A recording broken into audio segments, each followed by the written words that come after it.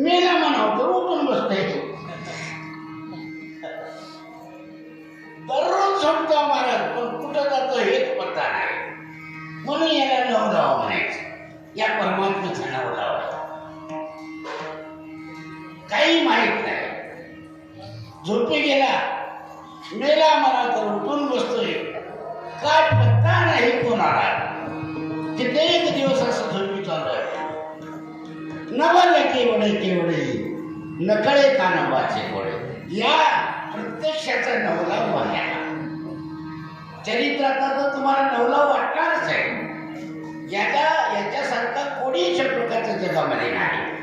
हे चरित्र जर ऐकलं ना, निश्चित लक्षात येईल आपल्या या चरित्राचा महिमा काय होतो केला पाहिजे. बाकीचा अभ्यास करण्यात काही उपयोग नाही. फक्त तुम्हाला परमात्मा प्राप्तीचा अभ्यास अशा प्रकारचा केला पाहिजे. म्हणून आज आपल्याला बाललीला अशा प्रकारचं पाहायचंय का.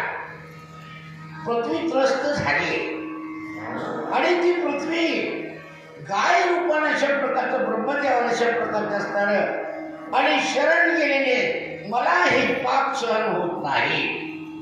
सगळ्यात मोठा जर असणारा संबंध असेल तर पापाचा आहे. अति पाप झालं तर पृथ्वीला सहन होत नाही.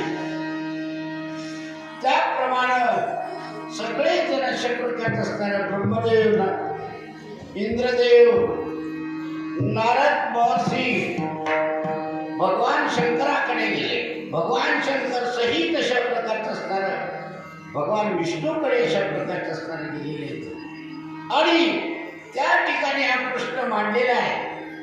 हा या पापालाच मला दूर करण्यासाठी, या पापातून मुक्त होण्यासाठी दुसरा उपाय काय.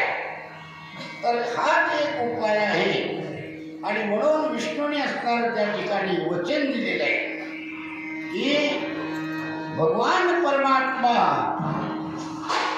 आणि गोकुळामध्ये अवतीर्ण होऊन सगळ्या भक्ताचं असणार पालन करणार आहे आणि दुष्टाचा संहार करण्यासाठी प्रभूने अशा प्रकारचं असणारं वचन दिलेलं आहे.